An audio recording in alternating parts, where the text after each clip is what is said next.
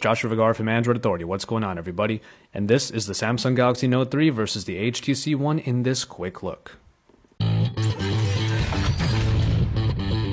When it comes to design, this is another battle of sizes, as the Galaxy Note 3 is of course almost a whole inch larger with its 5.7-inch screen over the 4.7-inch HTC One. While the HTC One makes some headway by adding those boom sound speakers to make up for the size, it is still the smaller phone. The One is the aluminum-clad Android smartphone that brought a very well-received and refreshing design. What you see is essentially what you get with the HTC One, but what you do get is pretty great.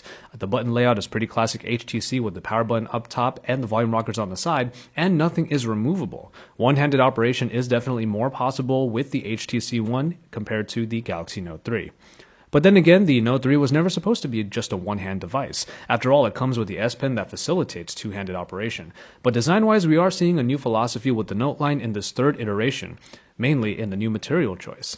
It's a point you're going to hear a lot, but that textured plastic really is so much better than the fingerprint-prone and slippery glossy plastic. The 5.7-inch screen, especially with those thinner bezels, is a joy to use and benefits greatly from S Pen usage. These 1080p displays both represent their companies very well. The Super AMOLED 5.7-inch screen brings everything the Galaxy S4 brought in its screen: high saturation, great colors, and adequate brightness. The HTC One, on the other hand, has a LCD display that might not be as vibrant or bright, but it handles the darker Sense UI very well. Again, it's a battle of sizes. If you want the bigger screen for all media, just know what you have to go through with the Note 3's overall larger size. Otherwise, the HTC One has the smaller screen and form factor on lock. Performance does favor the later released Note 3, as it has the Snapdragon 800 and Adreno 330 over the Snapdragon 600 and the Adreno 320 of the HTC One. Performance is given a big increase, but while the Note might have a little bit of an edge here, performance on both phones is still very good. The Note 3 benefits from its plastic design by having a removable back, allowing it a replaceable 3200 mAh battery and expandable memory. Its main hardware trump card is obviously that S Pen. The HTC One doesn't allow you to swap its 2300 mAh battery nor expand its memory, but in hardware you do get the boom sound speakers that are honestly so much better than the vast majority of built-in speakers available elsewhere. In the camera department, the Note 3 takes all of the additions that the Galaxy S4 had and brings them to its own 13-megapixel shooter. Everything from drama to eraser modes are included here. Meanwhile, the HTC One has the 4 Ultra pixels for enhancing primarily low-light performance, but also includes Zoe for elegantly putting them together.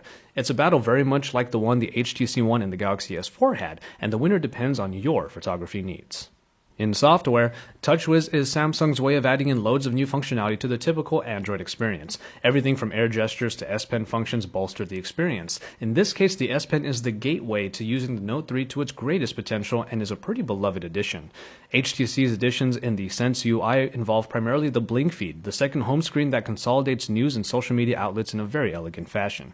When you need to get updated, it's there for you, but a more classical Android experience is just a swipe away.